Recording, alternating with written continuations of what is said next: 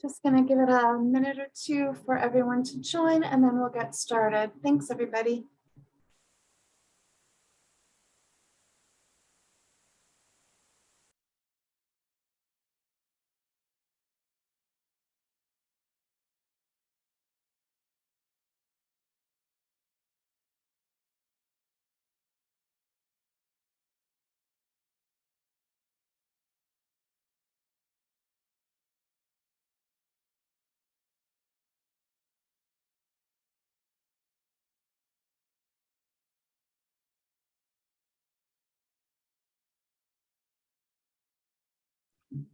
All right, well, we'll get started, and as people join, this is being recorded. I just want to thank everyone for joining today. I'm Dee Logan. I'll be helping support Dr. Vincent during her webinar. Today, she'll be presenting Promising Positive Youth Development in Juvenile Justice Settings. What do we need to know? And before we get started and turn everything over to Dr. Vincent, I'm just going to go over some quick housekeeping. Just so you know, this webinar is being recorded and will be made available on iSPARC's website along with the slides. Unfortunately, we are having a site-wide freeze for all of UMass Chan websites starting today. That'll go on for a week. So we won't be able to get everything up on the webinar until sometime next week, just so you know. Please use the Q&A button to send questions to the presenter, which she'll answer at the end of the webinar after her presentation. We have turned live captions on, being auto-generated by Zoom. If you need to enable them or turn them on for yourself, there's a control panel button at the bottom of your Zoom window. Please note that all the participants are automatically muted with their webcams off during the webinar.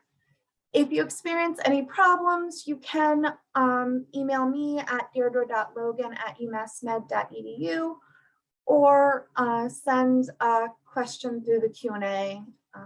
And with that, I just want to thank everyone for coming to iSPARC's webinar today and turn it over to Dr. Vincent. Thank you very much. Thank you, Dee, and thank you all for coming. Good afternoon. My name is Gina Vincent, and Dee asked me to introduce myself, so I'll start with that. I'm an associate professor at UMass Chan Medical School, and I am in iSPARC. I also am the co-director of the Law and Psychiatry program here. My background is in research forensic psychology, and I specialize in risk assessment and violence risk assessment, specifically with adolescents.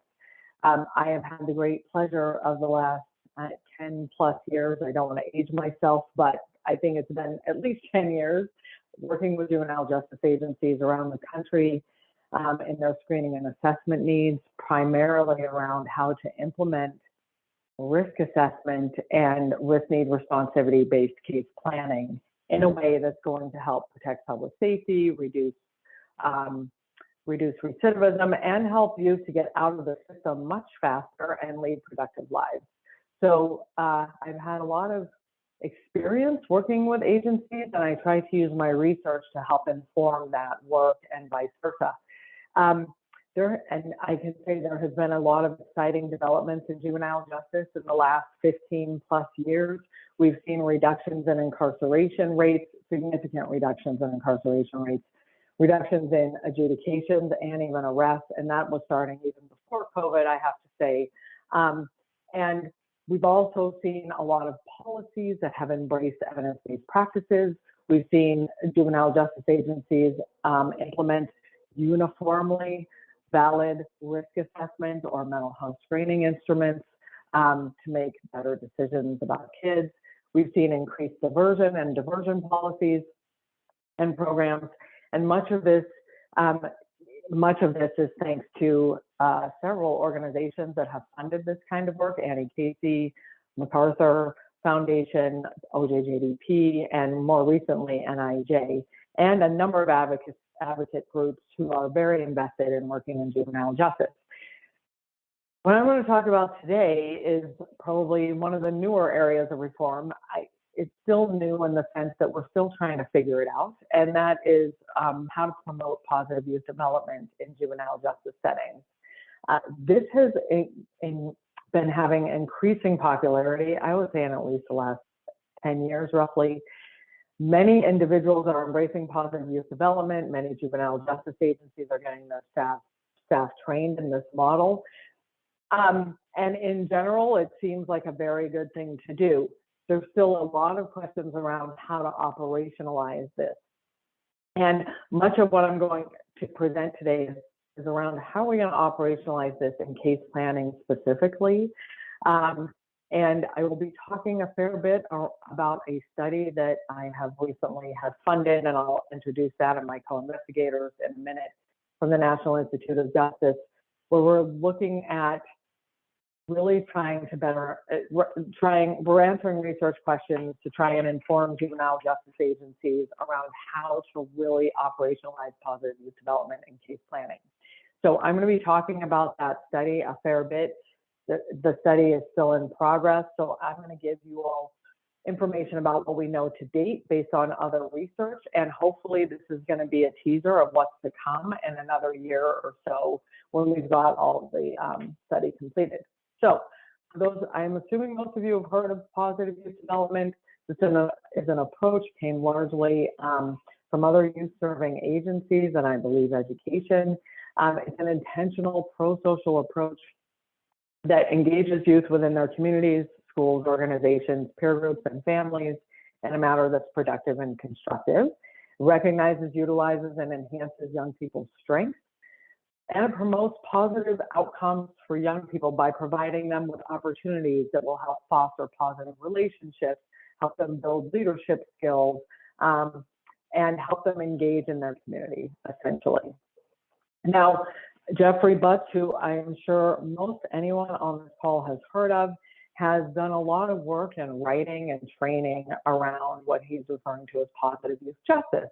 And this is the idea of bringing positive youth development into juvenile justice settings. This piece came out from Annie Casey, the Annie Casey Foundation. It explains the model pretty well.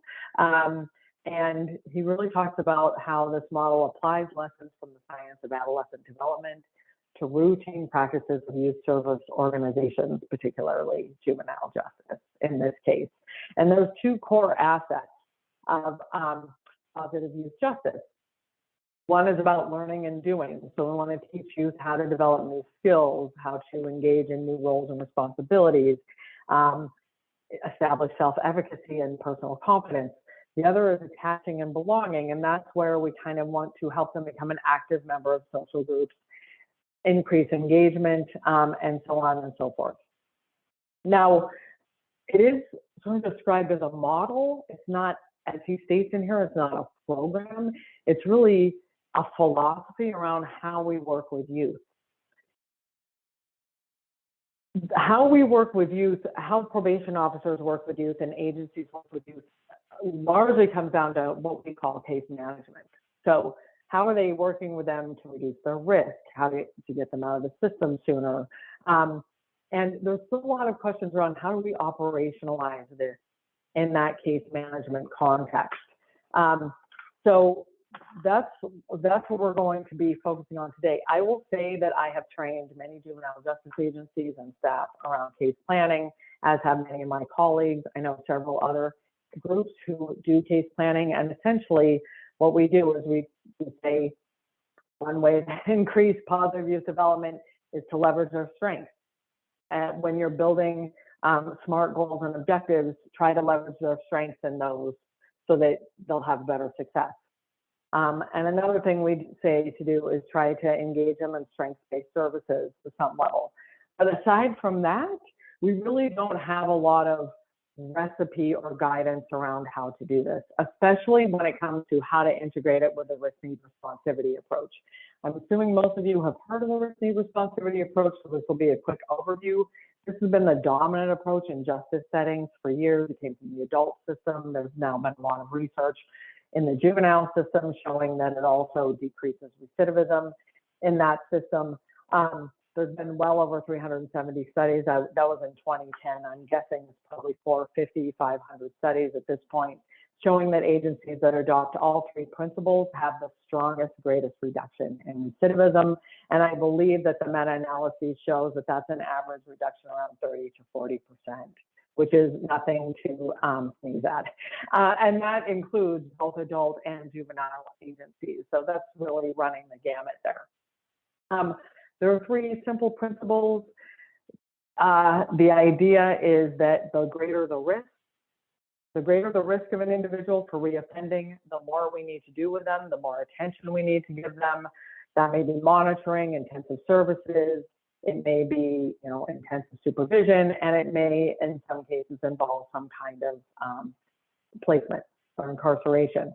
The need principle tells us that we want to match our services. We call it service to need match. That's what's been studied the most often in juvenile justice, is that term, service to need match. It tells us that we want to match our services to kids' dynamic risk factors. Those are things that are driving their offending. And we're going to get the greatest reduction in probability of reoffending when we do that. These have also been come to know as criminogenic needs. The responsivity principle tells us that we want to match the mode and strategies of our services with the individual. And that can include, being aware of somebody's barriers to or obstacles to obtaining a service or to responding well to a service. It can be the person's motivation for treatment. It can be their learning style that we need to attend to when we are putting certain services in place. Now, people who are in support of the PYJ or PYD approach have sort of criticized this approach in saying that it's deficit-based because it really is focused on risk factors. However, these two approaches don't have to be in competition because in many ways we think they're actually very complementary. In fact, the developers of the Risk-Need-Responsivity approach have talked about strength as a specific responsivity factor.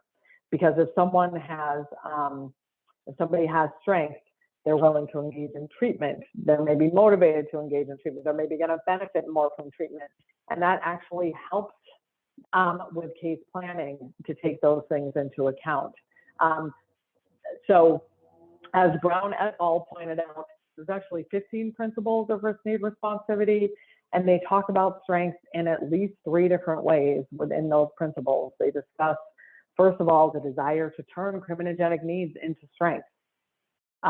So how do we turn the risk factors into a strength? Second, they talk about, as I mentioned, specific responsivity and how to work with those who are weakly motivated to help build their strengths.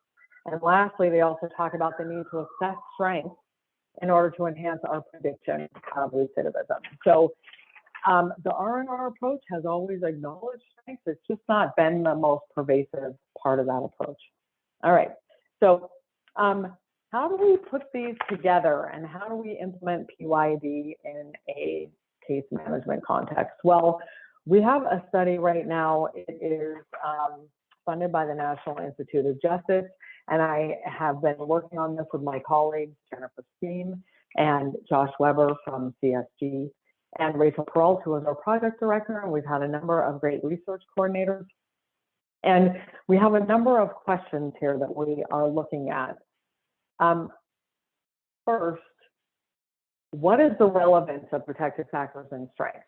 So with protective factors and strengths, we maybe know these are important, but which ones add the most value to case planning above and beyond the risk factors that we already know have been investigated for a long time? Which of these actually add value to case planning? That's something that we don't know. Second, what's the utility for case planning and services?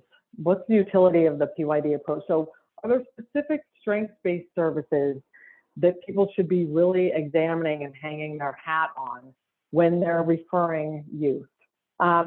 So are there some strengths-based services that are going to get youth much more gains in terms of their outcomes than others? We really don't know.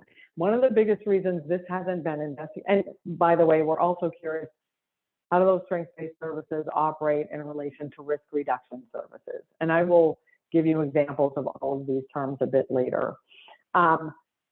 We really don't know, and part of the reason we don't know about the value of these traditionally referred to as strengths-based services is that people haven't been documenting them. Juvenile justice agencies tend to not have great data when it comes to the services or activities and programs kids are receiving.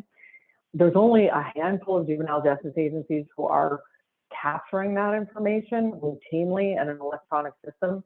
And even among those who are doing that very well, they're not necessarily entering services kids are getting for free or kids are getting from school, which some of these may be extracurricular activities that kids are getting, life skills training. Anything that the agency is not paying for isn't necessarily getting into their electronic system. And for those reasons, it makes it very hard for juvenile justice agencies to determine which services are giving them the greatest gains and giving them the best outcomes for youth. And it makes it really hard, obviously, for researchers to go in and be able to evaluate how can PYD potentially best work in case planning. So one issue is about how to document that. Lastly, well, this isn't lastly, it's our third research question. There's reason to believe that developmental issues are going to be at play here. So you think about the juvenile justice setting, it took a long time. Juvenile justice agencies and policymakers now agree and recognize that kids are different from adults. Okay, that took a long time to get people to recognize. However, the juvenile justice system still covers a huge developmental range from age 10 in some jurisdictions to age 22 or 23, depending on the state and the age of jurisdiction. 10 to 13-year-olds are not the same as 18 to 22-year-olds. And so we really need to look at kids' age and how risk factors and strengths operate to predict recidivism for those ages or operate to predict success for those ages. We also need to look at what services are going to operate best for those different age groups because these youth are very different. Lastly, is Risk-Need-Responsivity and PYD, are they competing or are they complementary? What's the value added for probation officers who are already focusing on risk factors and risk reduction services? How can we weave in positive youth development, strengths, and strengths-based services into that philosophy and into that approach? There's some speculation that focusing on strengths in case planning is going to have an added value. There's a lot of speculation that's the case actually, but a couple ways in which it may do that is that it may alter the way in which frontline workers view and engage youth involved in justice settings. That's potentially true, but also there's the issue that kids who have more strengths are more likely to do well and be motivated to do well. Second, there's focusing on strengths in addition to risk also holds promise for improving that therapeutic alliance with youth so that they're likely to do better just because they've got that great alliance going with the probation officer. If we can sort through all of these questions, our goal at the end of the day from this study is really to be able to inform nationally supervision agencies, whether that's diversion or probation, but community supervision agencies around how to optimize your supervision strategies. If you have a youth given certain strengths and risks at a certain age, what's going to be the best set of services to use? It might be the cheap, inexpensive services that are going to get you the greatest gains and successes for that youth, as opposed to those expensive evidence-based practices. We really don't know. And so our goal here in the face of limited resources and high stress of youth and families is really to try and help figure out how to optimize these supervision strategies. We are partnering with 3 states in this project. One of the states is Pennsylvania. They use the YLS. The YLS has a measure of strength, albeit it's not really comprehensive. We're also working with Wisconsin and Virginia. Both of them use the YASI.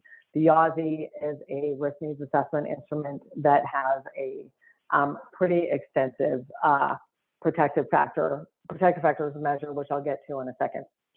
Our procedures in order to investigate all of these questions is each of these offices, 15 probation offices, that's 5 per state in those 3 states, all agreed to adopt a protective factor survey that they're using to supplement their risk needs assessment, whether their risk needs assessment has protective factors included in it or not.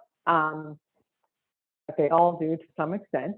They're all also having you fill out a self-report survey that measures several different protective factors as part of their routine intake or assessment procedures. Every one of these agencies, probation agencies, has also expanded their service data tracking. That was a huge must in order to answer any of these questions and to really look at which kinds of services that are skill building, competency development related, or helping youth to get more pro-social relationships, and all of those things that PYD is suggesting is going to be helpful. We really worked with all these agencies to expand their electronic case management systems so that they are capturing that information. This is one of the biggest issues, is that it makes it very hard to see what services are getting everybody, like I said, helping youth be most successful without first expanding those systems. So every organization, every probation officer has a protocol in which they are entering any service youth are receiving, whether it's from school, child welfare, or the juvenile justice agency, that is strengths-based, okay? And then we have 2 large samples of youth. I won't get into the great detail here, but we have large samples of youth from both states to assess the incremental predictive validity and risk factors versus protective factors or strengths in their prediction of recidivism. So which ones are most important at which age group, because we do believe that's going to be different for different age groups. And we're also looking at risk reduction services versus strengths-based services. So which of them are getting the biggest, are having the most success with respect to reducing recidivism or coming out with a lower probability of recidivism. There are some very fancy, complicated statistics that are going to be used that I won't get into great detail about, but I'm happy to email people about. But essentially, we need to be able to control for when looking at what risk factors and protective factors predict reoffending. Something that most studies have not been doing is we've got to control for what services kids received while they were being supervised.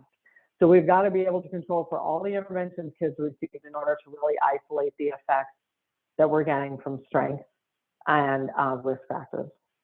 In order to look at, conversely, in order to look at the seeming effect of risk reduction services and strengths-based services, we need to be able to control for the risk factors and strengths that the kids bring to the table already. So we have complex statistical methods that are controlling for all of these things. And we're also looking at recidivism that's going to be occurring during supervision and after post-supervision to try and control for more of those intervention effects, right? So that's the purpose of the study. I'm going to go through each of those research questions a little bit in a little more detail and tell you all what we know as a field right now based on the research. How do we define these things?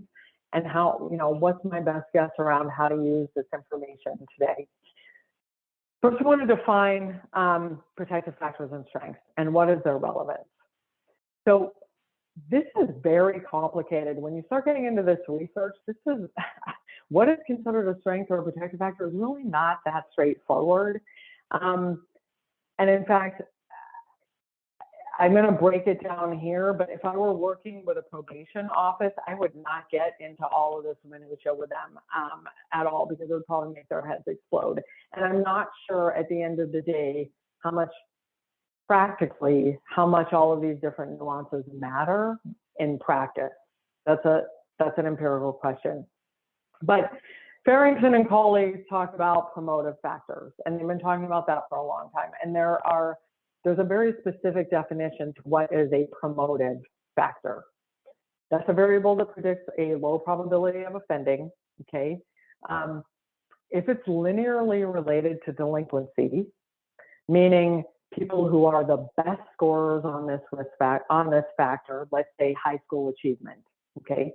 Those people who are the best scorers in the top 25% should have significantly lower probability of reoffending, and those who score in the worst quartile, so let's say they have the lowest achievement, should have significantly high probability of reoffending. If that would be a linearly related factor. What that means is that factor is both a risk factor and a promotive factor, okay? It's both. People at certain end of that factor are gonna have a low likelihood of offending. People at the other end of that factor are gonna have a high likelihood of offending. That's almost like looking at the opposite. So a promotive factor in this case would be like an opposite of a risk factor, which I'm probably oversimplifying. There's also things that are just risk factors or just promotive factors. So risk factor is anything where the worst scorer and the worst scores are associated with greater likelihood of reoffending. Peer delinquency, if you hang out with negative peers, you hang out with gangs, that is a risk factor that you're going to reoffend. Impulsivity, if you're an impulsive individual as a young person, that's a risk factor that you're going to reoffend, right? The opposite end of that factor, so not having any delinquent peers, is not a promotive factor. Not being impulsive, not a promotive factor, okay? This according to the study by Harrington anyway. All right, if it's not linear and the percent of delinquency, the percent of individuals who engage in delinquency is low among the best scorers on the factor, but it's not high among the worst scorers, then it's just a promotive factor. So in other words, intelligence. Intelligence, we've known for a long time, is something that sort of, people who are intelligent tend to do better in programming. They tend to be less likely to continue offending, right? It's a promotive factor because the absence of intelligence or the other opposite end of that intelligence spectrum is not a risk factor, okay, for offending. So very complicated, right? All right, so that's one definition of these things. Protective factors have been defined also in two ways. There's interactive protective factors. This is the definition we prefer. This is the definition we're using in our study. Actually, we're really looking at both types of protective factors.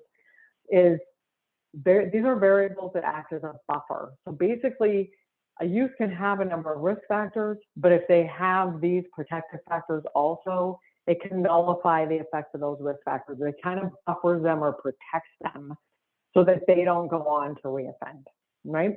That means that we have to have these, that would mean that these factors are actually interacting with risk factors in their association with reoffending. There's not been a lot of studies documenting interaction effects, actually. Risk-based protective factor basically means if you've got a group of high-risk youth, so they're relatively high risk, so justice involved, let's say, any variable that's associated with a lower likelihood of them reoffending would be considered a risk-based protective factor. That's the way things have been studied more often. And then we have this term strength, which is kind of like a catch-all term, which means the empirical association and the nature of the empirical association doesn't matter so much as long as it's a factor, an attribute or a factor that's associated with reduced probability of delinquency in the future, okay? A lot of different terms being used in the research. People are really trying to elucidate this and look at the effects differently. Whether this has any practical application to a probation officer or an evaluator, I'm not so sure. I'm just going to give you a couple of examples of instruments that are used kind of widely right now. So the YASI, as I mentioned before, which is being used by 2 of our states. I think the YASI today really refers to its scale, although it's a risk needs assessment instrument and it's measuring needs, which are also known as criminogenic needs, which are also known as dynamic risk factors. So when I use any of those, I'll be using any of those words interchangeably, even though they're slightly nuanced, there's some slight differences. I'm going to use them interchangeably during this presentation. It's a risk needs assessment instrument. that can be used for Risk-Need-Responsivity. It identifies the user level of risk, so you know how intensive to make your supervision. It identifies the specific needs that seem to be driving that risk or are strongly associated with that used risk for reoffending, so that you can tailor your services to match those to those needs. And it also measures strength. And the way it measures strength is essentially the converse of the needs. And they may have slightly different algorithms for how they're measuring strength versus a need, but most every need area in the YASI is also measured, has a separate strength level score, right? So what Brown and colleagues did a very extensive study recently, and they determined that several of these strength scores had incremental predictive value over the risk needs areas, meaning that, for example, if somebody had, I think, let's say a strength in aggression violence, then that was even more predictive of whether they were going to reoffend than simply having risk factors in that area. So in other words, that means people who had the strength there, if someone had strength there, it decreased their likelihood of reoffending even if they had risk. That's essentially what that means. However, they didn't see any interaction effects. In other words, they wouldn't refer to these necessarily as protective factors because none of the strengths in the YASI seem to be, at least in this study, buffering youth from or interacting with needs in a buffering kind of way to decrease their offending. Another good way to explain what that means is we've got an interactive protective factor when a risk factor is present. It means when a risk factor is present, the probability of offending decreases in the presence of a protective factor. And when a risk factor is absent, the probability of offending does not decrease in the presence of a protective factor. That's basically what an interactive effect means. There's also other instruments that I was very curious to discover that there's a standalone, a couple of these I wasn't aware of until recently. There's some standalone protective factor measures that are instruments that are not part of risk needs assessments. The SAPROV YV has been around for a while. It's pretty popular. It's designed, I believe the authors suggest that you use this in conjunction with a risk needs assessment instrument as a way of measuring and capturing used strengths. And it covers a number of strengths. There's also a couple of others out there. Ashley Barnsley has, I guess she says a PFRJR, Protective Factors for Reducing Juvenile Reoffending instrument that has got some good validation behind it. There's also the Strength Assessment Inventory Youth version, which is a self-reported instrument, which has got some validation studies growing as well.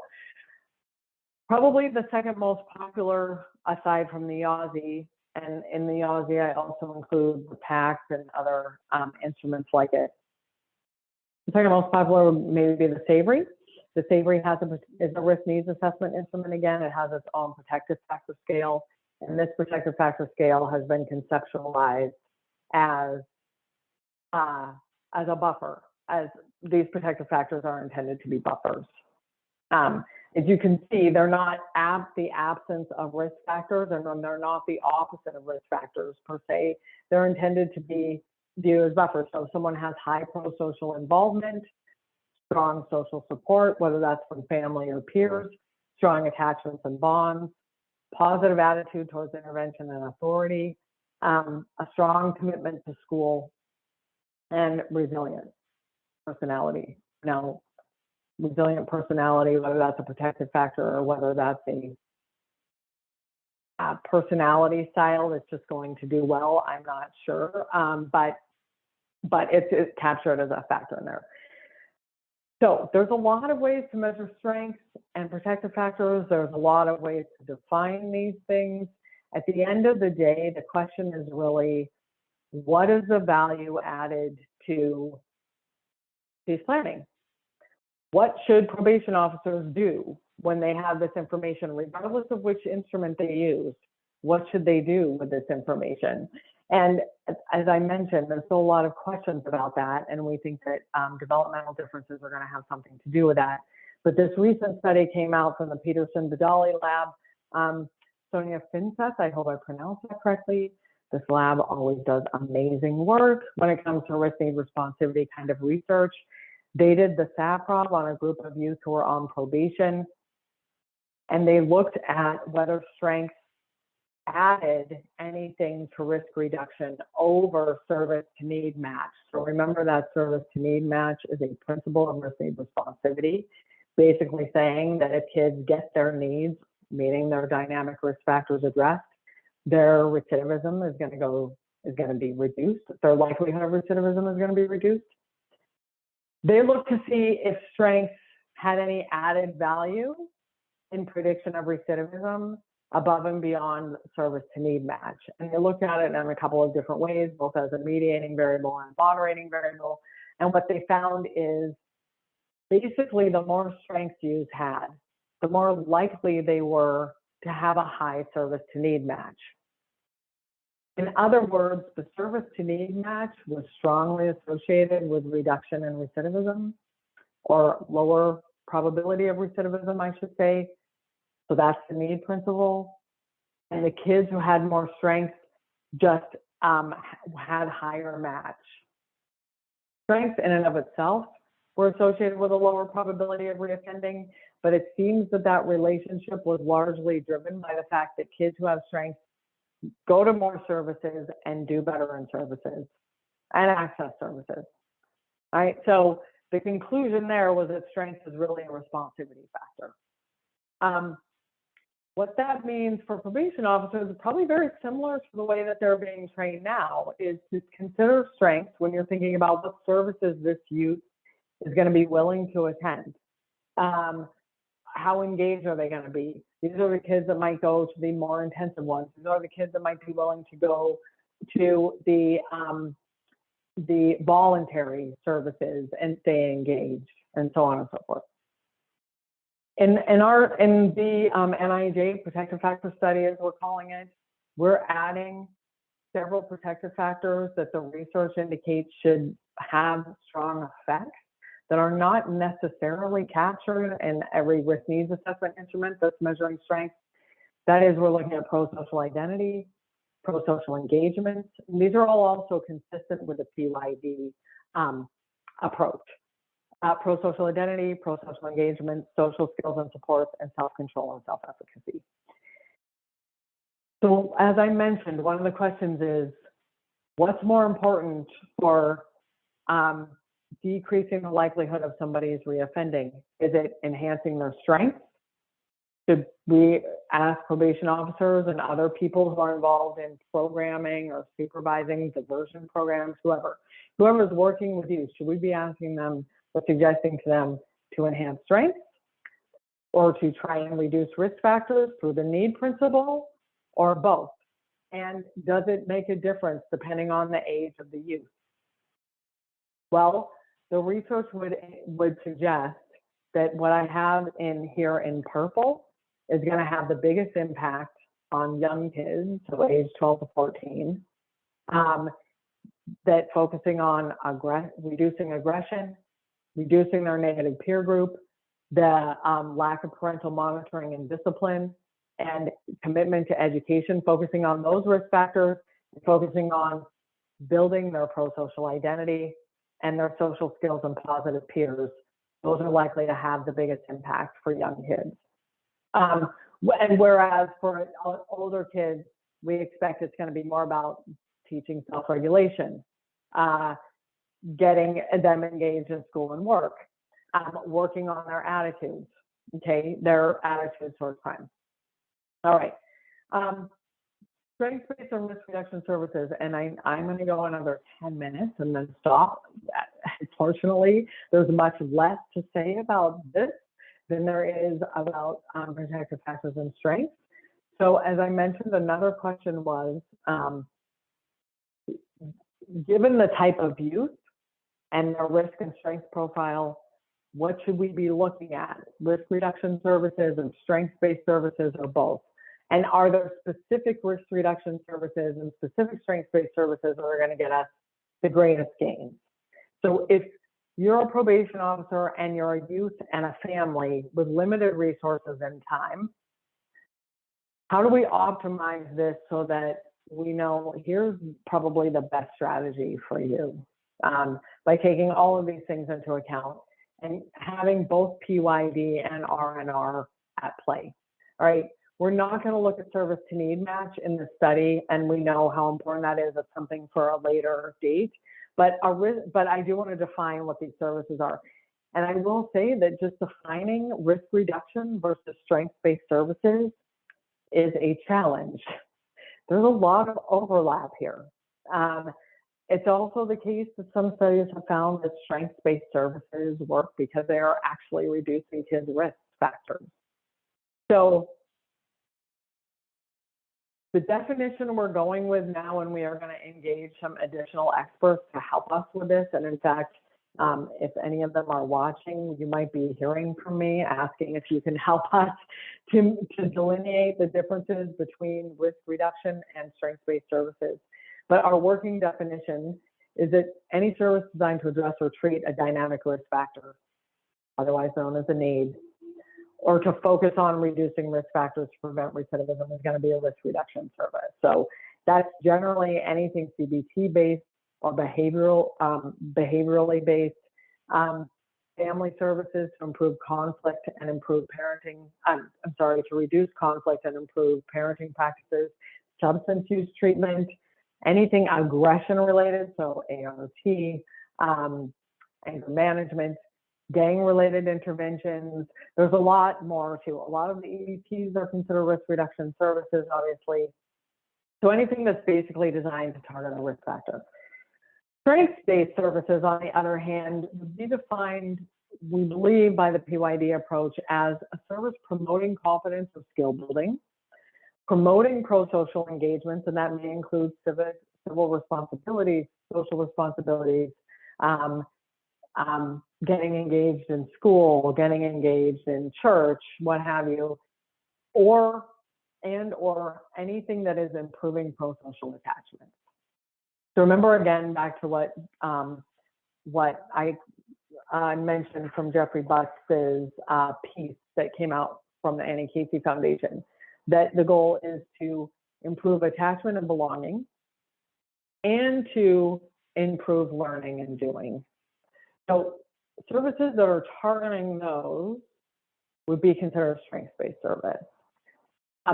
So certain mentoring programs, life skills training, vocational training that is skill building, pro-social skills training. Now, the social skills training also has been shown to reduce risk factors. So this is where things get a little murky. School-based interventions and extracurricular activities, any volunteer work as opposed to voluntold or mandated volunteer work would be considered a strengths-based service. And any restorative programs that have a victim mediation component. We have just done another search for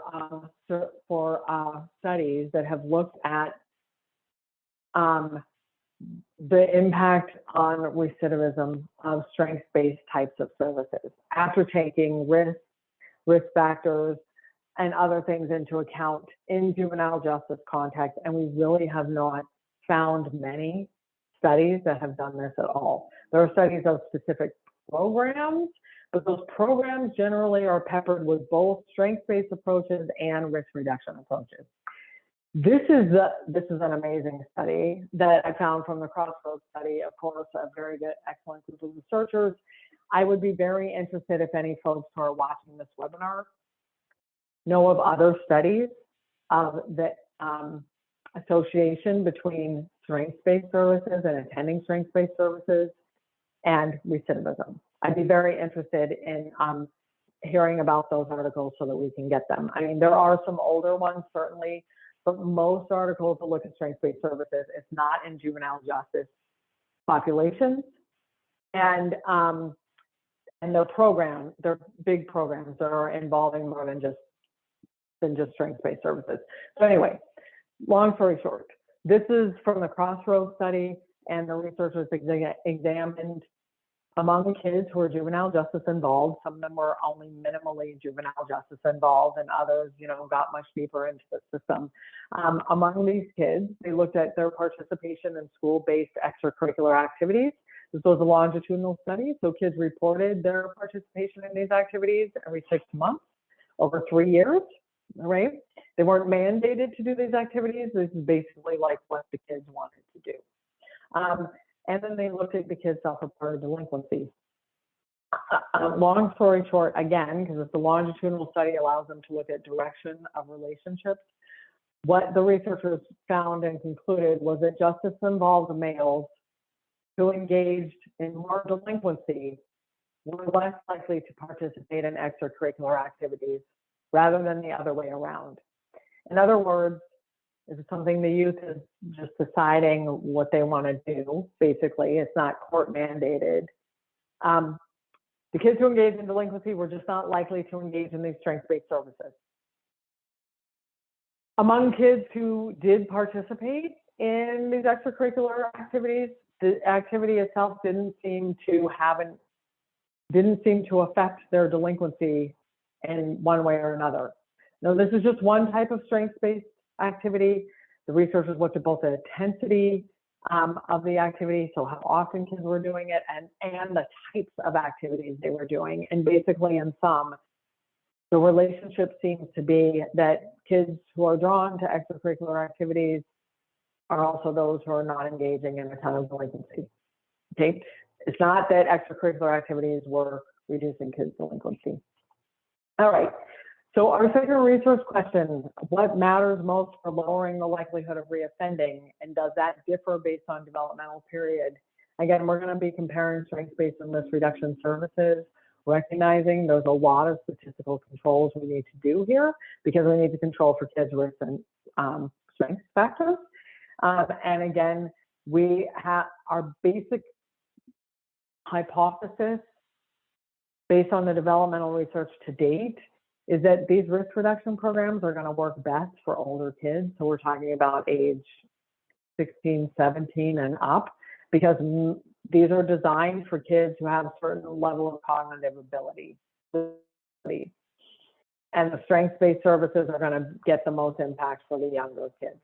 That's our hypothesis. We're going to see that's something that we're going to be checking out. But based on developmental theory and research, okay, for those of you who are trying to figure out how to incorporate strengths-based services, there's very good reason to believe that they're going to be most effective for the younger kids. And when I say younger, we're really thinking of age 12 to 14, even though we will have kids as young as 10 in our samples. So lastly, to summarize, we're going to be looking at what seems to have the biggest predictive accuracy for reoffending, risk factors or strength factors, and does that differ by age? And while we do that, we're going to be controlling for all the interventions that you've received. That's a piece that a lot of the research hasn't done in answering those questions right now. But we can say to date that strengths matter. Kids who, at the very least, kids who have a lot of strength, that's associated with lower likelihood of reoffending later. And it's also associated with a greater likelihood of engaging in services and getting a better service to need match. And that may be because the probation officers are more willing to work with them, as well as the kids being more willing to learn from the services. So strengths matter. We know strengths matter. It's just how you incorporate those into case planning is the question. The next thing that we're going to be looking at again is really trying to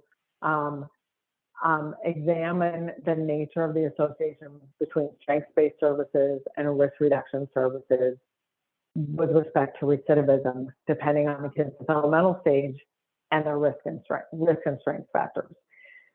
The hope is that when this is done, we'll be able to inform the field about three things. And again, we have a number of probation officers involved with us. One, how to develop procedures for recording service delivery in an efficient and effective way.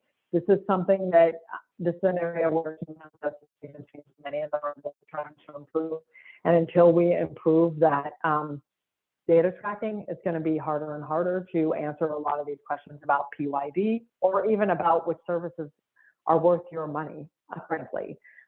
Second, identify methods for use of both risk and protective factors to inform and strengthen case planning, supervision, and selection of services to reduce recidivism. And lastly, the hope is to be able to help optimize supervision strategies by age group. We will be sharing these slides with everybody. So that's it. I'm going to open it up for questions. I just want to give a special thank you. I know there's a lot of information.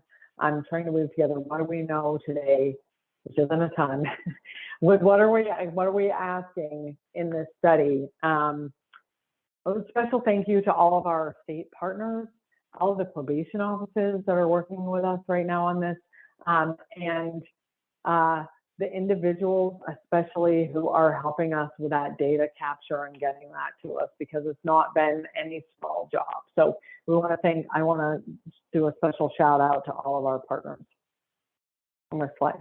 Okay, I'm going to stop there and see if folks had any questions. And my apologies for going so quickly today. Thank you, Dr. Are you asking? Yeah, go ahead, please. Thank you, Dr. Vincent. Please, you can send your any questions you have for the Q&A button. There was one question that someone was interested in.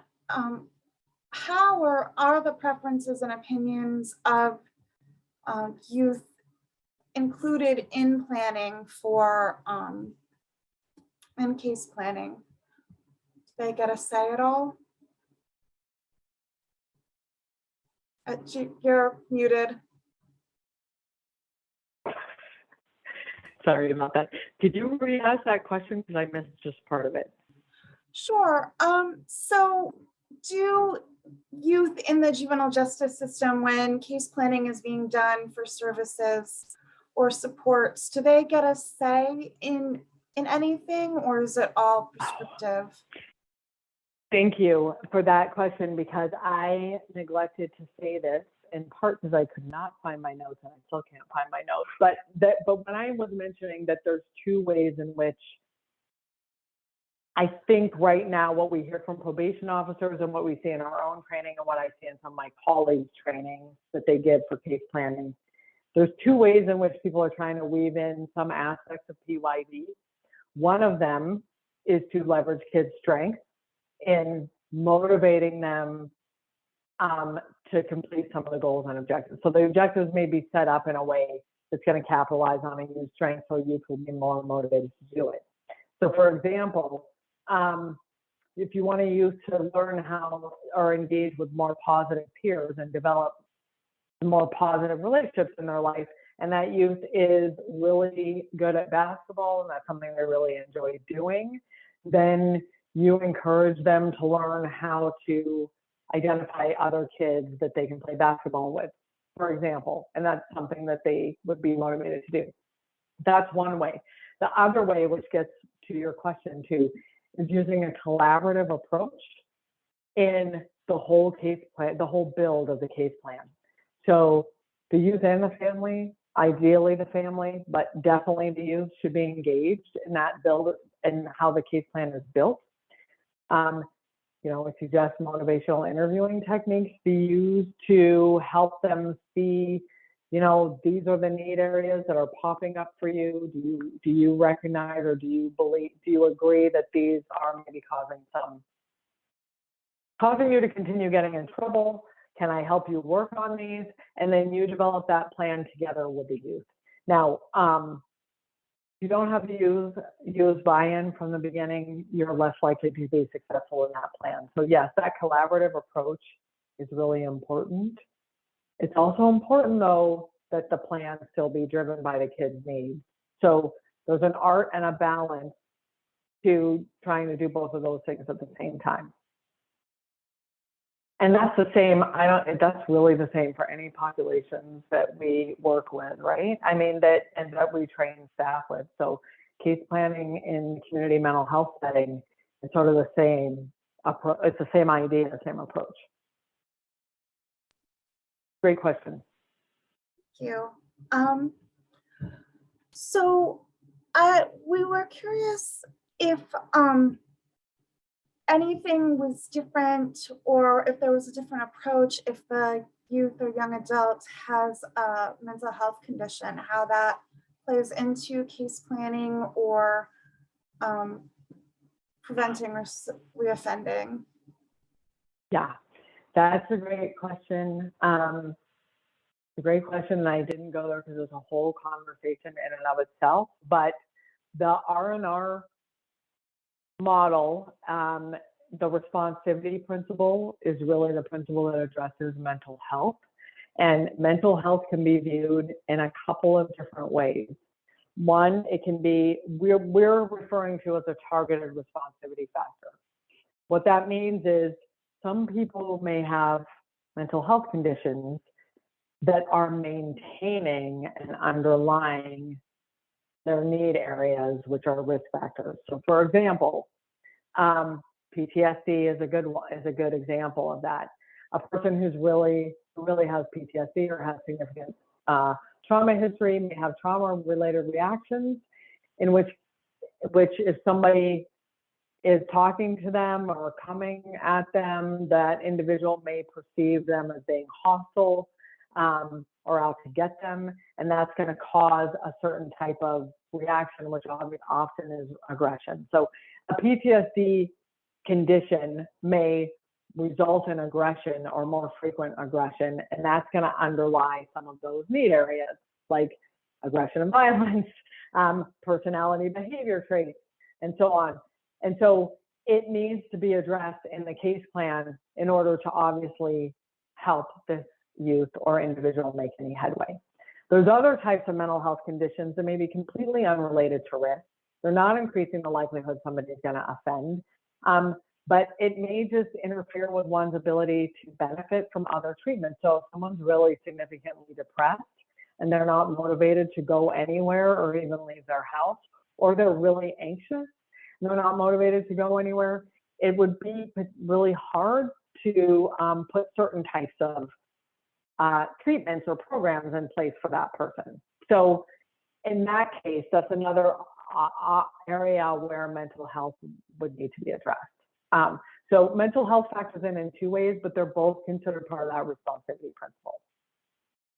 I hope that helps. It's very complicated. That's a whole other talk. Thank you, Dr. Vincent. We're getting close to the end. I just wanted to point out that there was a chat from Belinda Coffin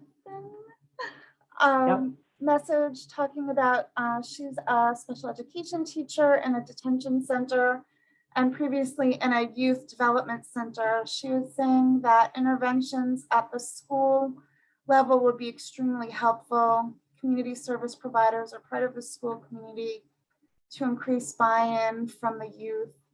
In YDCs and DCs, it would be helpful to, again, increase the visibility of vocational employment and education entities from the community into the juvenile justice systems or centers. Yes, absolutely. So the more types of vocational training that can be engaged at the school level, I think, and I know there's people who study this. I'm not one of them, and so I don't want to speak out of turn.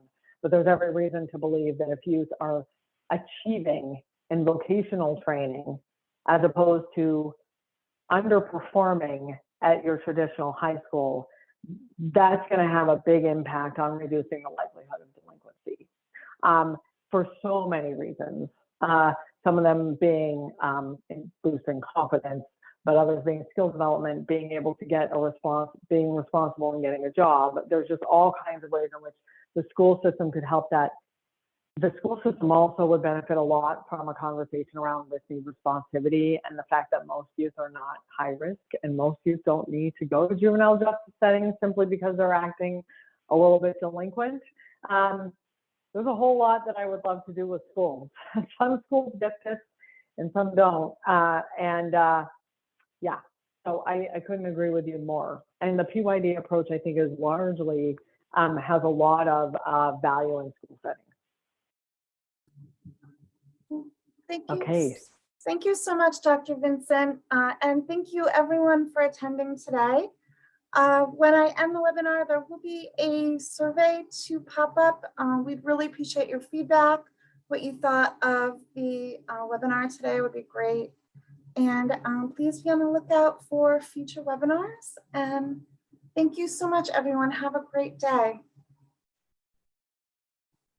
Thank you.